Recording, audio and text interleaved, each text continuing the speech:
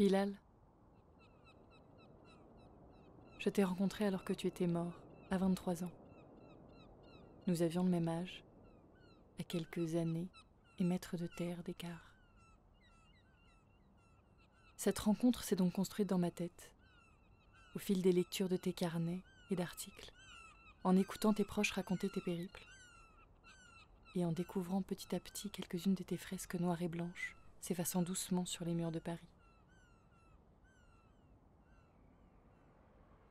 Le premier dessin que j'ai aperçu, désormais disparu, de toi, représentait un homme à tête de bouc, recroquevillé sur le côté, serrant ses genoux contre sa poitrine. Pour se protéger du vent ou du froid, peut-être. Il avait perdu un bout de bras et regardait fixement devant lui. Témoin muet des scènes de la vie quotidienne, il était une apparition incongrue, mais touchante, pour quiconque pensait à considérer ce terrain vague abandonné près de Stalingrad.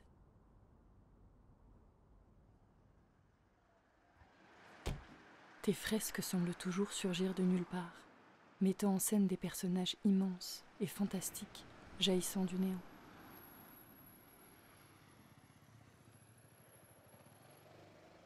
Formes humanoïdes possédant bien souvent un corps d'homme et une tête animale, tes créatures sont tantôt des guerriers géants veillant sur la ville, tantôt prostrés, en position fétale, comme cherchant à se protéger de quelque chose ou à échapper au monde, plongeant en eux-mêmes à la recherche d'un lieu meilleur.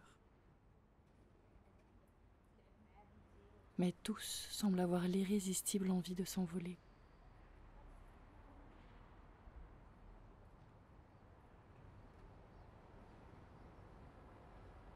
Parti à la recherche de ces êtres venus d'ailleurs durant ces derniers mois, je me souviens très bien avoir été saisi lorsque j'ai découvert pour la première fois, rue de Bagnolet, ton homme-oiseau, rare fresque parisienne encore entière, jetant par-dessus son épaule une bourse pleine de pièces, tout en rebondissant sur les toits, comme emporté dans une course folle. Puis j'en ai trouvé d'autres, des entités chimériques, à tête de chien, à tête de singe, à tête d'ampoule et même à tête humaine.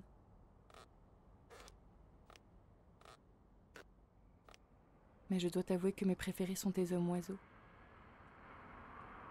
Ils ont la tête dans les nuages et les pieds plantés dans le sol.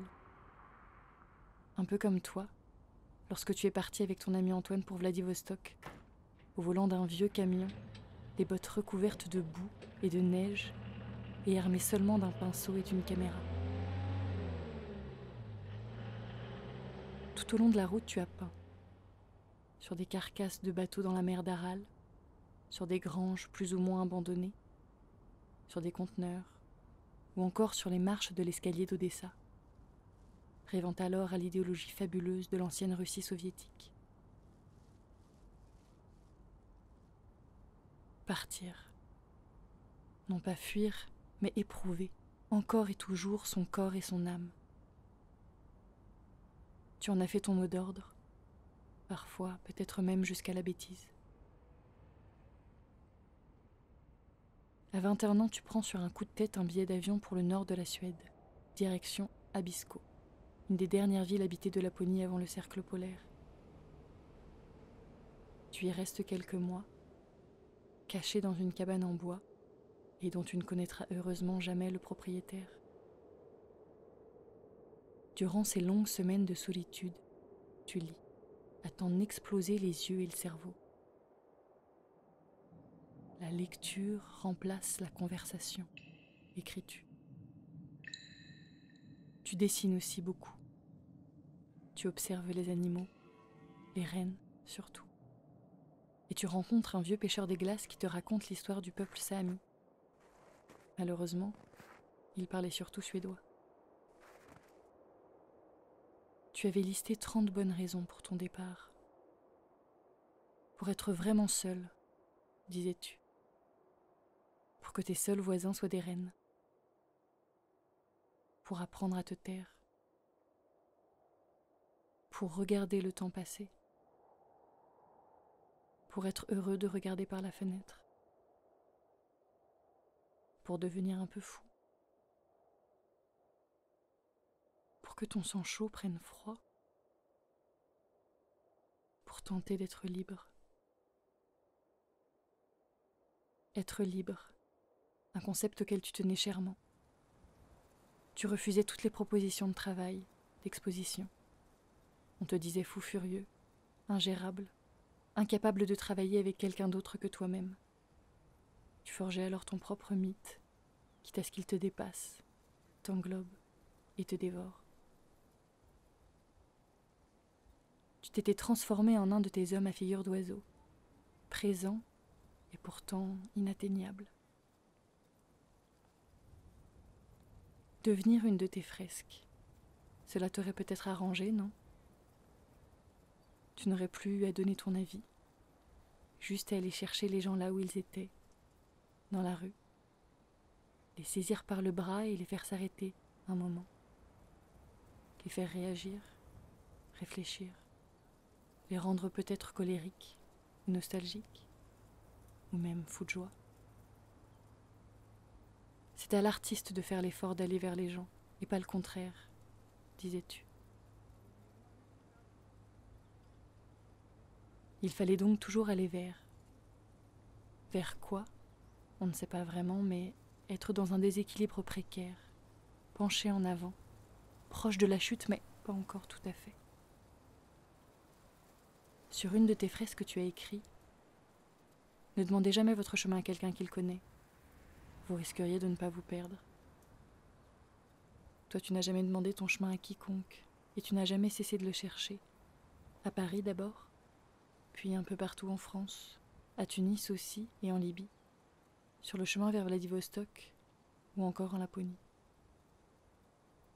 Tu voulais te perdre, jusqu'à ce que tu le sois véritablement, à Détroit, en ce mois terrible de juillet 2013.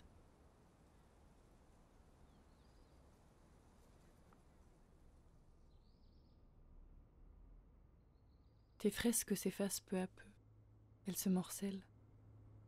Elles sont recouvertes par d'autres dessins et disparaissent. Et toi, tu es toujours mort. J'aimerais dire que tu me manques, mais je ne t'ai jamais connu, jamais parlé, jamais touché. J'ai donc essayé de retrouver tes dernières traces, tes derniers signes de vie, en fouillant les murs bétonnés de Paris. Chaque dessin encore visible que je retrouvais me semblait être une victoire contre le temps et contre ta mort. Alors qu'en réalité, ce ne sont plus que des ruines. Bientôt, il ne restera plus aucune trace de toi, de tes dessins, de ton travail. Tout se sera envolé. Mais au fond, qu'importe, si tes idées restent et continuent à inspirer. C'est la pensée qu'un être comme toi ait pu exister qui me rassure et m'enthousiasme.